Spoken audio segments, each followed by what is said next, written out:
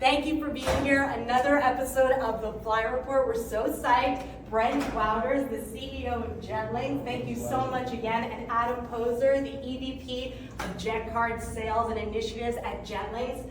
Today we wanted to talk a little bit. We're here from CJI in Miami, day 2. And we saw some news today about Linx introducing guaranteed Wi-Fi on super, mid, and heavy cabins. We'd love to talk a bit about that, if that's cool with you guys, and about kind of the fleet transition and what's been going on with the, adding more super mids, heavies into the fleet mix overall. Absolutely. Thank you, Jessica, for having us. Yeah. So what we've done today is announced guaranteed Wi-Fi on our super mid-size and heavy jet aircraft for our Jet Card members on all domestic flights, and that's complimentary. This is a reflection of a shift in our managed fleet, where for many years we've been known for our light and our mid-size aircraft. The fleet has expanded heavily, it's grown in size, and it's now over 50% comprised of large cabin aircraft. In fact, half of the aircraft we have coming in new to our fleet through the remainder of the year are heavy and ultra long range. Okay. So this shift to offering guaranteed Wi-Fi complimentary for our members just reflects the value that we want to ensure we're offering them as our fleet grows to match their needs and the needs of any new members that may be looking to discover flying with Linx as well. Awesome. Yeah, this is a central part of what we've been focused on for the last 15 months or so, is delivering much greater value to our aircraft owners for whom we manage their airplanes. Remember, Linx manages airplanes for about 110 jet owners, individual jet owners. Right.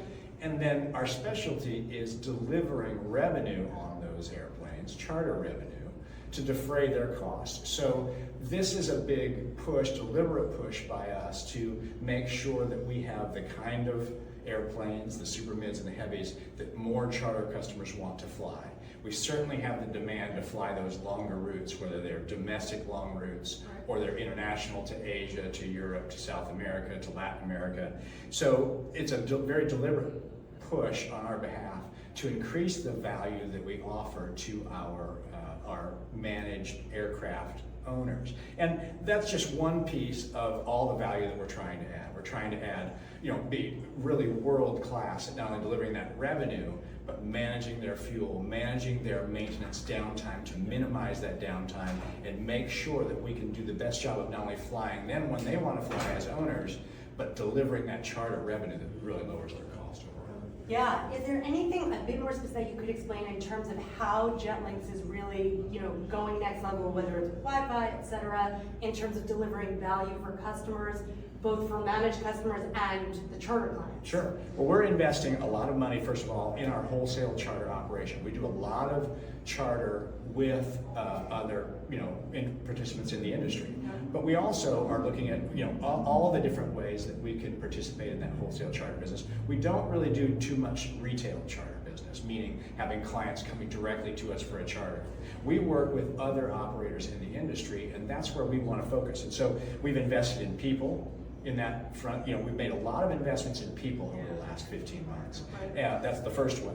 But a huge amount of investment in technology, building all of the technology platform, the way we handle data, the applications that we have that support our team in order to be able to manage processes more efficiently, manage flights, all the way through managing every aspect of the trip experience for our clients. But the investments in people, the investments in technology also come together with investments in the way we communicate with our owners, the way we report to the owners. And so you'll see a lot of additional things coming out that quantifies the value that we offer, revenue, cost savings, all of those things, and helps clients understand just all the value that we're able to deliver by managing the airplanes as part of a fleet of 110 airplanes, and show them that value, but then become world class at delivering that revenue all around the world. So we've been primarily domestic, but that's growing pretty dramatically outside the US as well.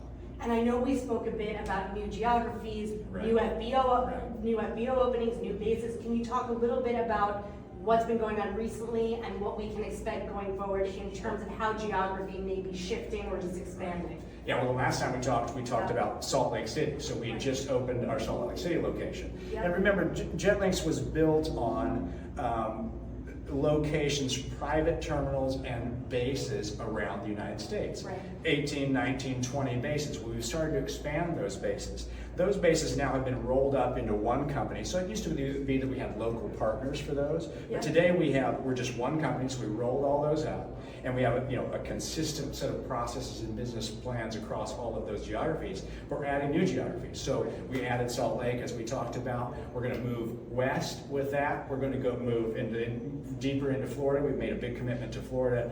We've had a big commitment to Florida. We're just going to expand on that into Palm Beach and into other locations. So we have a number of cities on the map that we're going to add domestically into that, where we will both manage airplanes and add jet card members. Awesome. And anything else you want to say about just I'd love to hear a little bit more about what's been going on with jet card initiatives and, as you're expanding in terms of from a geographic sense.